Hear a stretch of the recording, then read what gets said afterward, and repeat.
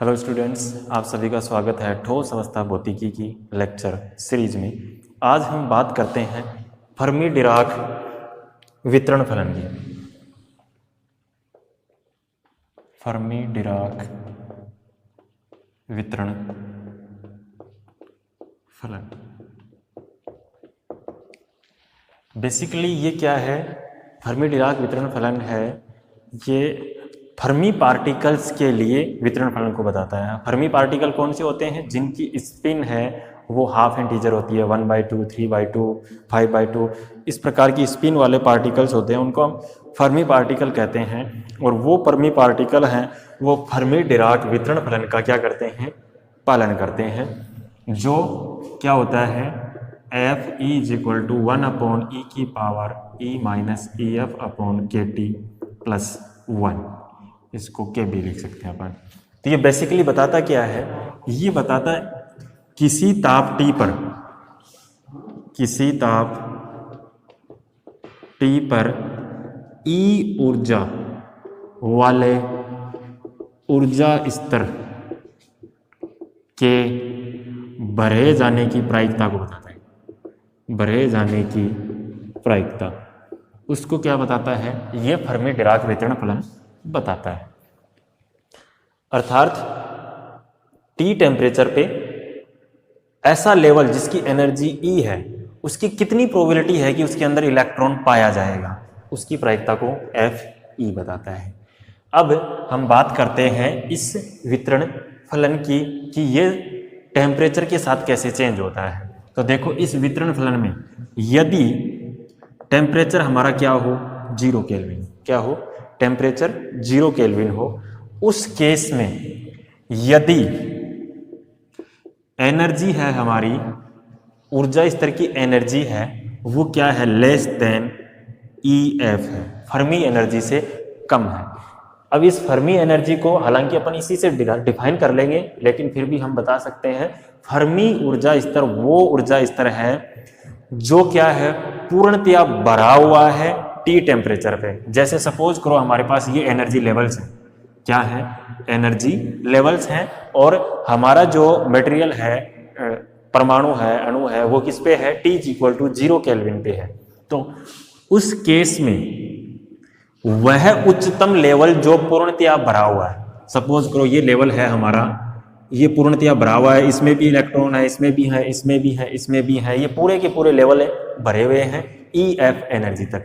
तो ये जो एनर्जी EF है वो क्या कहलाती है? हमारी फर्मी एनर्जी कहलाती है।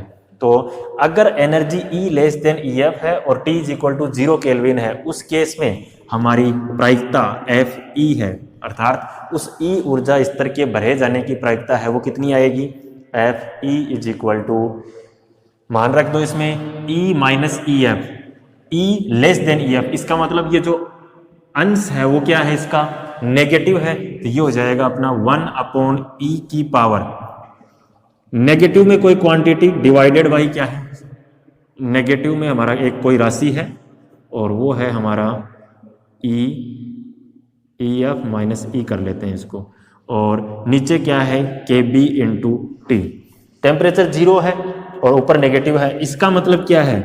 किसी संख्या में 0 का भाग देते तो क्या बनता है? वो इन्फिनिटी। और अगर ऐसा है, इसका मतलब ये पद हमारा कितना बन जाएगा? E की पावर -∞ + 1, और E की पावर -∞ की वैल्यू कितनी होती है? 0 होती है। E की पावर -∞ की वैल्यू 0, तो 1/0 + 1 = 1, अर्थात Fe = 1। इसका मतलब क्या हुआ? EF से कम ऊर्जा वाले सारे लेवल्स के भरे जाने की प्रायिकता 1 होगी। ऐसा मैंने बताया भी आपको। ये देखो, EF एनर्जी लेवल था, इससे नीचे के सारे लेवल क्या रहेंगे? भरे रहेंगे। दूसरा, यदि T = 0 केल्विन है, उसी पर यदि E < EF हो जाए, एनर्जी है लेवल की वो EF से ज्यादा है, उस केस में क्या होगा?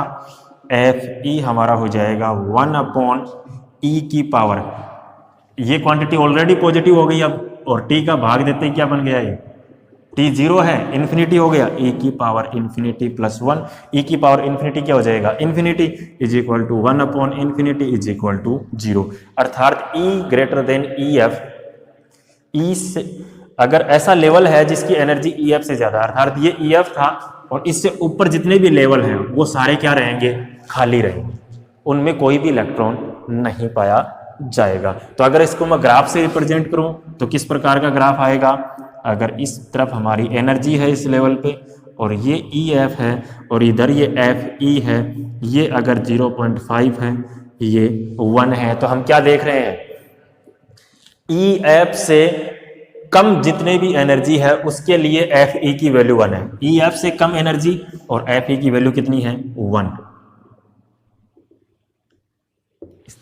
और उसके बाद क्या हो जा रहा है, E ग्रेटर देन EF पे FE की वैल्यू क्या हो जा रही है, 0। इसका मतलब ये ग्राफ आएगा हमारा FE का T is equal to 0 kelvin पे। ठीक है, अब यदि T not is equal to 0, temperature 0 नहीं है, उस केस में यदि E is equal to EF हो जाए, टेम्परेचर 0 नहीं है अब और E इज इक्वल टू क्या हो जाए, EF हो जाए, उस केस में हम देखेंगे FE की वैल्यू कितनी आएगी, 1 upon E is equal to EF पे E की वैल्यू क्या होगी, 0, और टेम्परेचर 0 है नहीं, तो E की पावर 0 की वैल्यू कितनी हो गई, 1 प्लस 1 इज इक्वल टू 1/2। इसका मतलब क्या हुआ, अगर हमने टेम्परेचर बढ़ाया है, 0 नहीं है, उस केस में ये ग्राफ किस तरीके से आएगा, ये यहां से काटते हुए निकलेगा। कितना भी टेम्परेचर आप बढ़ा लो, ये ग्राफ इधर से ही निकलेगा, और बढ़ाओगे तो ऐसे निकल जाएगा, और बढ़ाओगे तो ये इस तरीके से, लेकिन यहां पे जरूर जाएगा, इस पॉइंट पे जरूर जाएगा। और ये जो ग्राफ है ये T is equal to infinity के लिए है, इसके बाद ये T ग्रेटर देन 0 के लिए है। जैसे जैसे टेम्परेचर बढ़ेगा ये बढ़ता चला जाएगा। इसका मतलब क्या है, इसको समझना बहुत जरूरी है। देखो हमने क्या देखा, फर्मी डिराक वितरण फलन हमें बता रहा है कि T is equal to 0 kelvin पे EF से कम ऊर्जा के सारे लेवल क्या रहेंगे, भरे रहेंगे। जैसे ही टेम्परेचर बढ़ेगा, अब है वो EF से आगे के लेवल भी भरना शुरू हो जाएंगे। कहने का मतलब क्या है, इसका मतलब क्या है, जैसे ही हमने टेम्परेचर बढ़ाया, इलेक्ट्रॉन क्या करेंगे, यहां से निकल के ऊपर जंप कर जाएंगे और EF से ज्यादा ऊर्जा के लेवल में भी क्या पाए जा सकते हैं, इलेक्ट्रॉन पाए जा सकते हैं। तो ये हमारा फर्मी डिराक वितरण फलन है। अब हम बात करते हैं फर्मी ऊर्जा की वैल्यू निकालते हैं, भाई ये EF है वो हमारा कितना होगा, वो निकाल लेते हैं।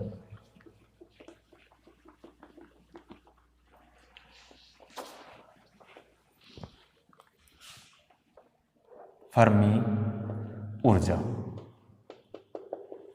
फर्मी ऊर्जा, और फर्मी ऊर्जा निकालने के लिए हमारे पास कंसेप्ट क्या है, कंसेप्ट ये है कि हमें पता है कि EF लेवल तक सारे लेवल भरे हुए हैं T is equal to 0 kelvin पे, तो इससे नीचे कितने लेवल्स हैं उनकी संख्या हम पता लगा लें।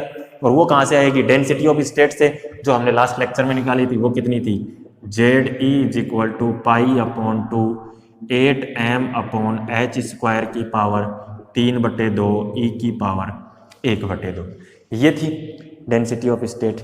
अगर मैं नंबर ऑफ इलेक्ट्रॉन निकालता हूं तो वो कितना आएगा, भाई ये डेंसिटी ऑफ स्टेट है, तो 0 से EF तक कितने लेवल्स हैं वो अगर मेरे को चाहिए तो वो कितने आ जाएंगे, DN इज इक्वल टू हमारा क्या हो जाएगा, ZE इंटू DE हो जाएगा।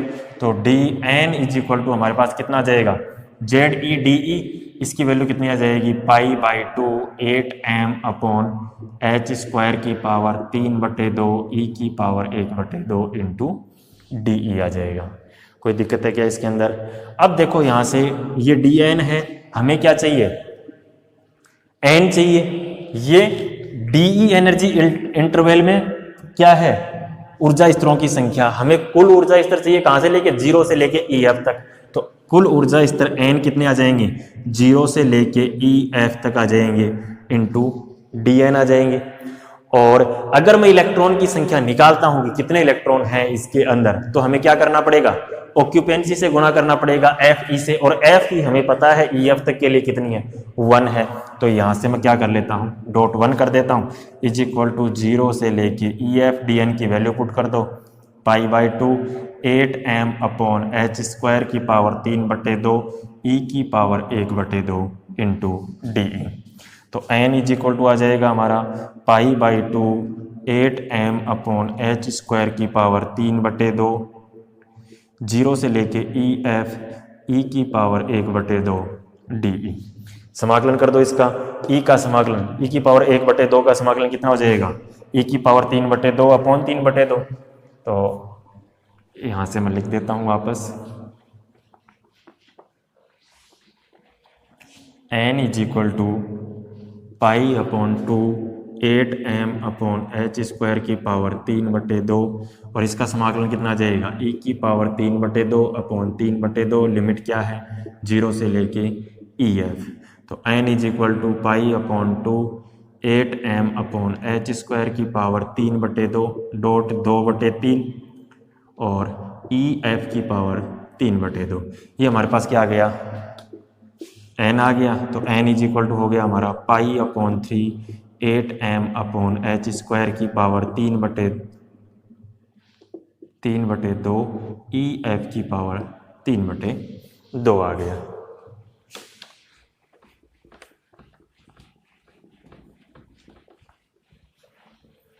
तो मैं अगर EF निकालना है तो बाकी सारी चीज़ें इधर ले आते हैं।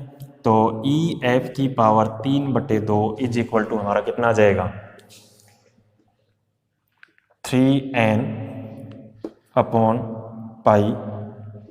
h² अपॉन 8m की पावर 3/2 आ जाएगा। अब ये हमने किस पे निकाला है, T is equal to 0 kelvin पे, क्योंकि हमने एक ऑक्यूपेंसी कितनी ली थी, 1 ली थी। तो यहाँ से अगर इसको मैं टेम्परेचर को रिप्रेजेंट करने के लिए EF 0 भी लिख सकता हूँ। 3/2 इज इक्वल टू क्या आ जाएगा, 3n/π h² अपॉन 8m की पावर 3/2। अगर EF 0 निकालना है तो मैं क्या कर दूं, इसके पूरे की घात क्या कर दें, 2/3 कर दें, तो ये बन जाएगा लेफ्ट साइड में। EF 0 is equal to 3n/π की पावर 2/3 h² अपॉन 8m। ये हमारे पास क्या आ गई है, फर्मी ऊर्जा आ गई है। ये निकालनी थी कि आपने वो फर्मी ऊर्जा निकालनी थी। अब हम ZE और EF 0 में रिलेशन भी निकाल सकते हैं। क्या आएगा, इसको समीकरण 1 बोल दूं मैं और इसको समीकरण 2 बोल दूं। तो समीकरण 1 और 2 को अगर मैं गुणा कर दूं, समीकरण 1 एवं 2 को गुणा करने पर क्या आएगा, अगर इसको गुणा करते हैं तो क्या आ जाएगा, ZE डॉट EF 0 की पावर 3/2 इज इक्वल टू, यहाँ क्या है, ZE की वैल्यू लिख देते हैं पहले, π/2 8m/h² की पावर 3/2 E की पावर 1/2 गुणा EF 0 की पावर 3/2 की वैल्यू वो कितनी है हमारी, 3n/π की power 3n/π into h² upon 8m की पावर 3/2। तो ये देखो, ये तो कैंसिल हो गया हमारा, हो गया क्या क्या क्या बच रहा है अब, ZE डॉट EF 0 की पावर 3/2 इज इक्वल टू, ये कैंसिल हो गया, पाई से पाई कैंसिल हो गया, क्या बचा हमारे पास, 3 तो ये रहा, 2 ये रहा, 3/2 n और E की पावर 1/2। इसके अलावा कुछ बचा है क्या, नहीं बचा है। तो यहां से मैं लिख सकता हूं क्या, ZE is equal to 3/2 n E की पावर 1/2 अपॉन EF 0 की पावर 3/2। तो ये डेंसिटी ऑफ स्टेट आ गई किसके टर्म्स में, फर्मी एनर्जी के टर्म्स में आ गई है। ये फॉर्मूला आपको ध्यान रखना है, ये कभी कभार पूछा जाता है।